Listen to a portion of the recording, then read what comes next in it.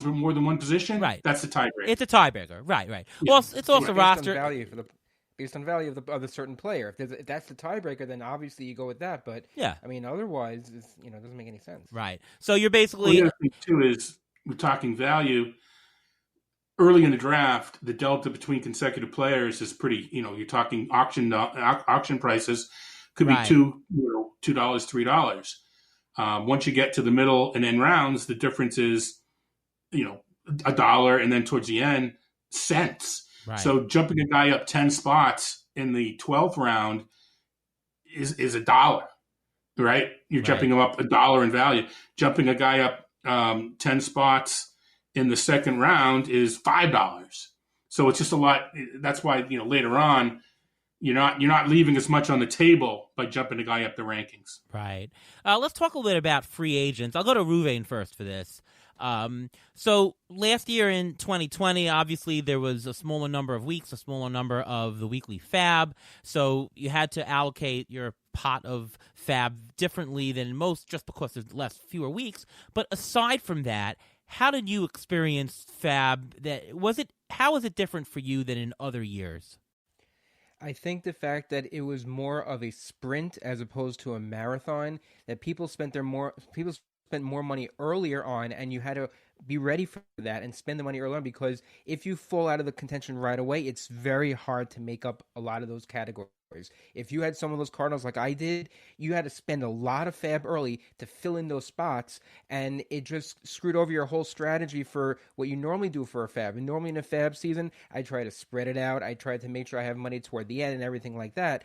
But last year, because it's so short and because you had little time to make up losses so early on, I think that was the main difference that I saw.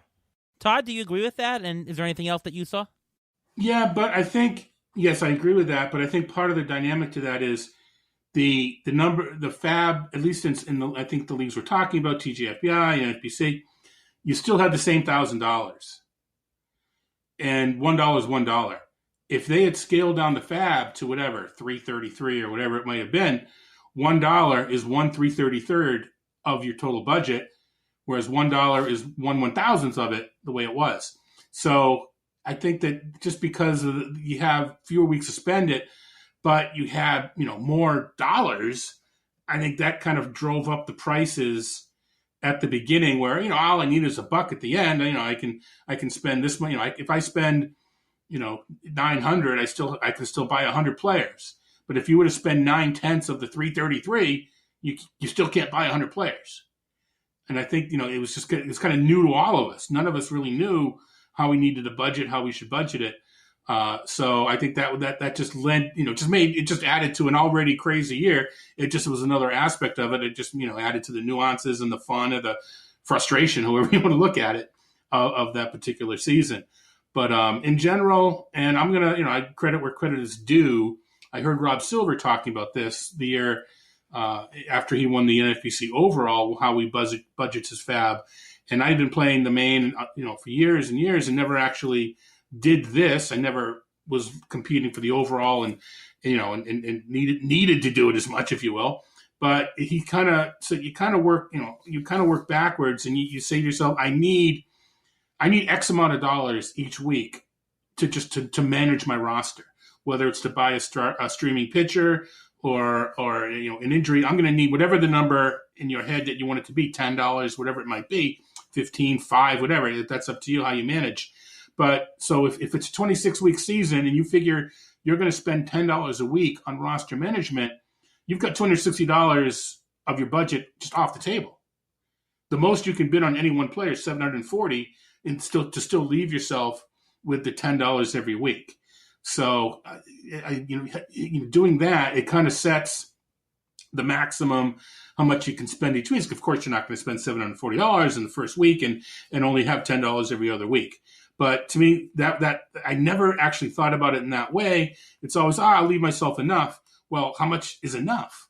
So I went back at previous years and how much would I spend? And sure, you're not spending $10 every week, and some week you have to spend $40, but you kind of figure out on an average. So I do that. And I did that last year, and because there was $1,000 overall budget, that's why, wow, I can spend a lot more early because I'm going to spend the same $10 that I would have, in any season, because I don't think numbers are going to change that much.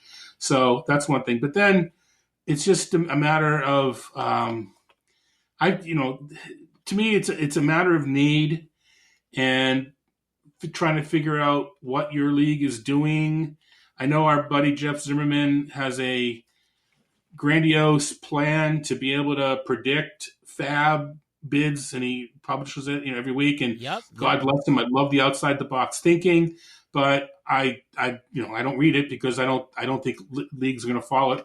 I think it's more important to understand what your league does, and okay, I need a closer. This guy needs a closer. Every time a closer is up for bid, this guy bids this much, so I need to outbid him and bid this much. To me, that's the better approach. I have a few comments about FAAB. Well, first of all, I do agree with the allocation thing. I think it's important to leave you X for what you're going to do in September. I find myself, with Ruvain, of course, that we like to have some two-start pitchers, some players with good schedules at the end. And you have to have you want to have the hammer at the end, and so you want to set yourself up for that. Part of going with that is also making sure where you are in the pack, right? So if everybody in your league is spending very much right away, you know that you're going to be ahead of the pack. And right. You can probably spend a little bit more than you want because relative to the rest of the league, you'll still be good, right? You can't just do things in a vacuum. You got to do it relative to the league, and of course, league history helps, but you can also manage it in season. The other thing that I'll also say is that in terms of spending, I find that these large bids, there's very few situations that spending 40% of your FAAB on one player is going to completely fix your team. I'd much rather go for a better return on investment on every dollar, right? If you spend a smaller amount and you hit on a player, you get a better return on investment, right? If you spend a lot, you're not going to get a good return on investment no matter what you do because you're spending a lot. So I tend to want to make the bid not to win the player exactly, but to make the bid that will give me a good return on investment. And if I don't win every single player that I bid on, it's okay. I need to bid enough. If I have injuries, maybe I have to spend a little bit more. I'll get my fair share because not everybody is interested in the same players. But I'm mindful of my spending and I temper everything during the year because I want my dollars to count per player, and it gives me value and dollars at the very end. What I'll say about the short season, though, is to use another insurance thing, when you're filing regulations with the government and, I think our rates have to be this much this year, there's two procedures. You can do use and file or file and use, where you file it first and you wait for the government to approve before you start using it, or use and file. You use it, you file it, and if they disapprove you, then you stop. You got to do that in fantasy. Sometimes you don't have time. You pick up the player because you had a hot week, and you pray that it's going to amount to something. You don't have time to wait, especially in the short season, for it to actually happen. So I think that's what happened last year. The question is, and I'll go with Ruvain first, is how much of that do you think is going to go and affect FAAB next year? I mean, COVID is still around. People might be churning their roster more because of injuries or teams missing a week or two because of COVID. Do you think that some of those principles are going to apply and go over to 2021? I don't think 100% because of the size of size of the season. Because it's going to be supposed to be a full season, I think we should go back to what it was in 2019.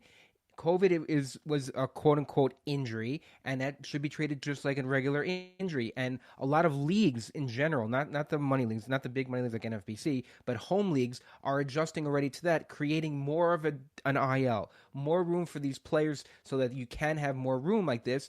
And I think that we should really go back more to the 2019 thinking as opposed to the 2020. Yes, there still may be some outbreaks and you may still have these issues, but I think you have to treat it the same way, especially because if you look at the injury numbers, if you take out the COVID-related absences, then the injuries were at the same pace as 2019, basically almost the exact same pace.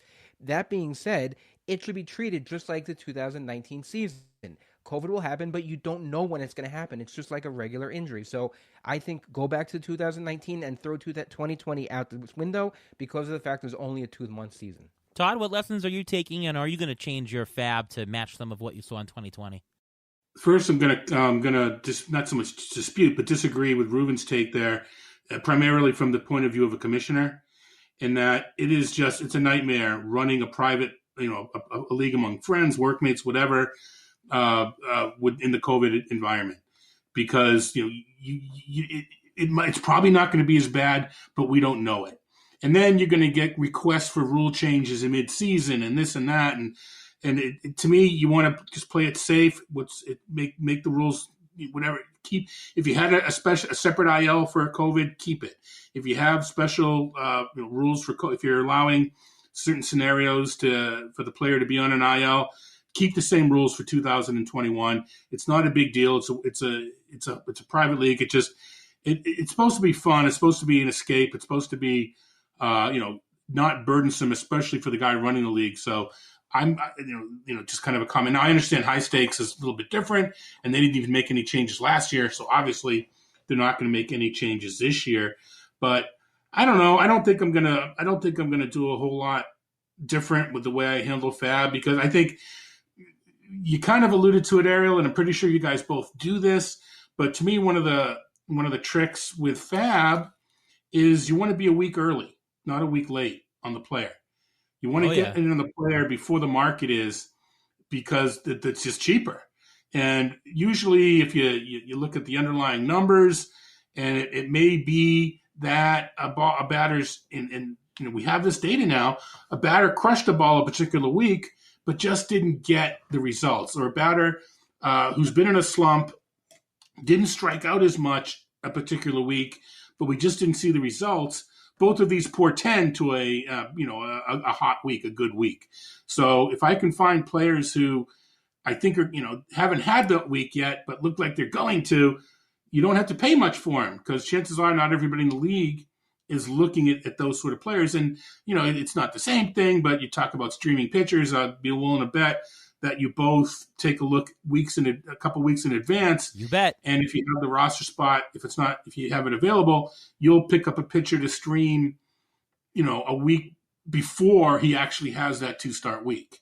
Because the market's a lot less. And to me, that's a way to save FAAB, that if you have that emergency scenario, or if there's a really good player who just happens to fit your team really, really well, and you think you really want him, you have the excess, or not so much excess, but you have the available FAAB at that point to, air quote, overspend, because you were so good about getting the cheaper players, the breakout players a week before everybody else. Oh, absolutely. I mean, obviously it depends on your roster size and bench size, but I find that the return on investment for spending just $1 on FAAB the week before, just in the case that he becomes a closer, or the hot week is really right, or maybe the prospect will come up, or whatever the reason is, and then if it doesn't work out, you drop him 2 weeks later, that return on investment, that opportunity cost is much better than waiting till, this guy is the closer, now I got to spend $150 to get the guy. You're going to get more use out of just the one roster spot for 2 weeks and the $1 FAAB